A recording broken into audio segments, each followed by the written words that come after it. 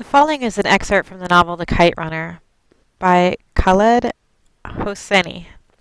It is an award-winning novel, coming-of-age story set in the last peaceful days of Afghanistan. The story so far before this excerpt is that the setting is Afghanistan in the 1970s. In the future, the Soviet Union will invade the country and, after fighting a brutal war, withdraw, leaving it to rubble, to be taken over by the ruthless Taliban. Here, 12-year-old Amir and his best friend Hassan, the son of his family's beloved servant Ali, face the neighborhood bullies, an encounter that foreshadows Afghanistan's bleak future. Asef was the son of one of my father's friends, Mahmoud, an airline pilot. His family lived a few streets south of our home in a posh, high-walled compound with palm trees. If you were a kid living in Wazir Akbar Khan section of Kabul, you knew about Asef and his famous stainless steel brass knuckles, hopefully not through personal experience. Born to a German mother and an Afghan father, the blond, blue-eyed Asef towered over the other kids. His well-earned reputation for savagery preceded him on the streets. Flanked by his obeying friends, he walked a neighborhood like a Khan, strolling through this land with an eager-to-please entourage. His word was law, and if you needed a little legal education, then those brass knuckles were just the right teaching tool. I saw him use those knuckles once on a kid from the Kartar Char district. I will never forget how Asef's blue eyes glinted with a light not entirely sane, and how he grinned as he pummeled that poor kid unconscious. Some of the boys in Wazir Akbar Khan had nicknamed him Asef Goshkhor, or Asef the Ear Eater. Of course, none of them dared utter it to his face, unless they wished to suffer the same fate as the poor kid who had unwittingly inspired that nickname when he fought Asef over a kite and ended up fishing his right ear from a muddy gutter. Years later, I learned an English word for the creature that Asef was, a word for which a good Farsi equivalent does not exist: sociopath. Of all the neighborhood boys who tortured Ali, Asef was by far the most relentless. He was, in fact, the originator of the Babalu jeer. "Hey, Babalu, who did you eat today, huh? Come on, Babalu, give us a smile." And on days when he felt particularly inspired, he spiced up his badgering a little. "Hey, you, flat-nosed Babalu, who did you eat today? Tell us, you slant-eyed donkey." Now he was walking toward us, hands on his hip, his sneakers kicking up the little puffs of dust. Hassan retreated behind me as the three older boys closed in. They stood before us, three tall boys dressed in jeans and t-shirts, towering over us. Asef crossed his thick arms on his chest, a savage sort of grin on his lips.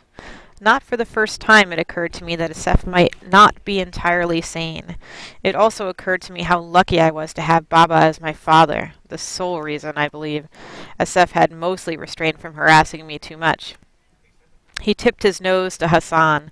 "Hey, Flatnose," he said, "how is Babalu?" Hassan said nothing and crept a step behind me. "Have you heard the news, boys?" Asef said, his grin never faltering. "The king is gone, good riddance. Long live the president. My father knows Daudu Khan. Did you know that, Amir?" "So does my father," I said. In reality, I had no idea if that was true or not. "So does my father," Asef mimicked me in a whining voice. Kamal and Wali crackled in unison. I wish Baba was here. "Well, Dadu Khan dined at our house last year," Asef went on. "How do you like that, Amir?" I wondered if anyone would hear us scream in this remote patch of land. Baba's house was a good kilometer away. I wish we had stayed at the house. "Do you know what I will tell Dadu Khan the next time he comes to our house for dinner?" Asef said, "I'm going to have a little chat with him, man to man, mard to mard. Tell him what I told my mother about Hitler." Now there was a leader, a great leader, a man with vision. I'll tell Dadu Khan to remember that if they had let Hitler finish what he had started, the world would be a better place now.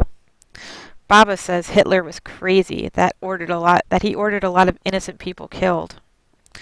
I heard myself say before I could clamp a hand on my mouth. Asef snickered. "He sounds like my mother, and she's German. She should know better. But then they want you to believe that, don't they? Don't want you to know the truth." I didn't know who they were or what truth they were hiding, and I didn't want to find out. I wish I hadn't said anything. I wished again I'd look up and see Baba coming up the hill. But you have to read books. You have to read books they don't give out in school, Asef said, and I have, and my eyes have been opened. Now I have a vision, and I'm going to share it with our new president. Do you know what it is? I shook my head. He'd tell me anyway. Asef was always answering his own questions. His blue eyes flicked to Hassan. Afghanistan is the land of the Pashtuns. It always has been, always will be. We are the true Afghans, the pure Afghans. Not this flat nose here. His people pollute our homeland, our watan. They dirty our blood. He made sweeping, grandiose gestures with his hands. Afghanistan for Pashtuns, I say. That's my vision. Asef shifted his gaze upon me again. He looked like someone coming out of a good dream. Too late for Hitler, he said, but not for us. He reached for something from the back pocket of his jeans. I'll ask the president what to do, what the king didn't have the quat to do, to rid Afghanistan of all these dirty Kasif Hazars. Just let us go, Asef, I said, hating the way my voice trembled. We're not bothering you. Oh, you were bothering me, Asef said. I saw with a sinking heart what he had fished out of his pocket. Of course, his stainless steel brass knuckles sparkled in the sun. You're bothering me very much. In fact, you bother me more than this Hazara here. How can you talk to him? Play with him, let him touch you, he said, his voice dripping with disgust. Wally and Kamal nodded and grunted in agreement. Asef narrowed his eyes, shook his head. When he spoke again, he sounded baffled as he looked. How can you call him your friend? But he's not my friend, I almost blurted. He's my servant. Had I really thought that? Of course I hadn't. I treated Hassan well, just like a friend, better even, more like a brother. But if so, then why, when Baba's friends came to visit with their kids, didn't I ever include Hassan in our games? Why did I play with Hassan only when no one else was around? Asef slipped on the brass knuckles. He gave me an icy look.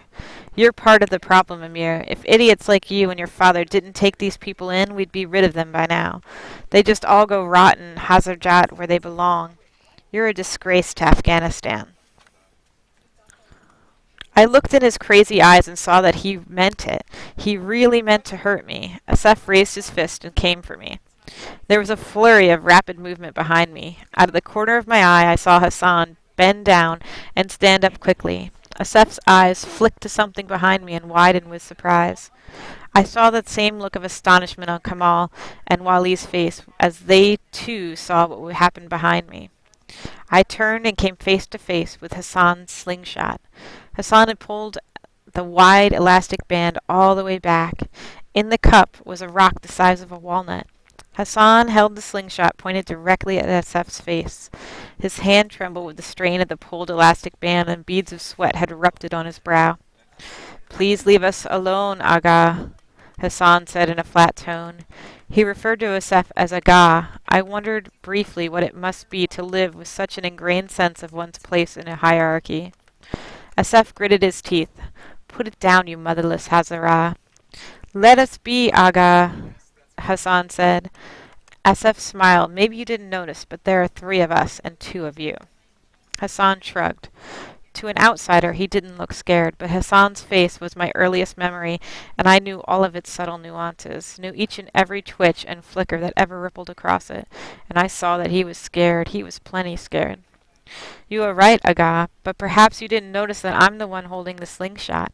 If you make a move, they'll have to change your nickname from Asef the Ear-Eater to the One-Eyed Asef, because I have this rock pointed at your left eye. He said this so flatly that even I had to strain to hear the fear that I knew hid under that calm voice. Asef's mouth twitched. Wali and Kamal watched this exchange with something akin to fascination. Someone had challenged their god, humiliated him, and worst of all, that someone was a skinny Hazara. Asef looked from the rock to Hassan. He searched Hassan's face intently. What he found in it must have convinced him of the seriousness of Hassan's intention, because he lowered his fist. You should know something about me, Hazara, Asaf said gravely.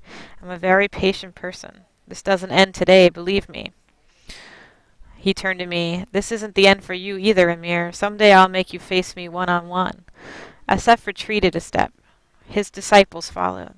Your Hazara made a big mistake today, Amir, he said, and then he turned around and walked away. I watched them walk down the hill and disappear behind the wall. Hassan was trying to tuck the slingshot into his waist with a pair of trembling hands, his mouth curled up into something that was supposed to be a reassuring smile. It took him 5 tries to tie the string of his trousers. Neither one of us said much of anything as we walked home in trepidation, certain that Asef and his friends would ambush us every time we turned a corner. They didn't, and that should have comforted us a little, but it didn't. Not at all. And this is the end of this section.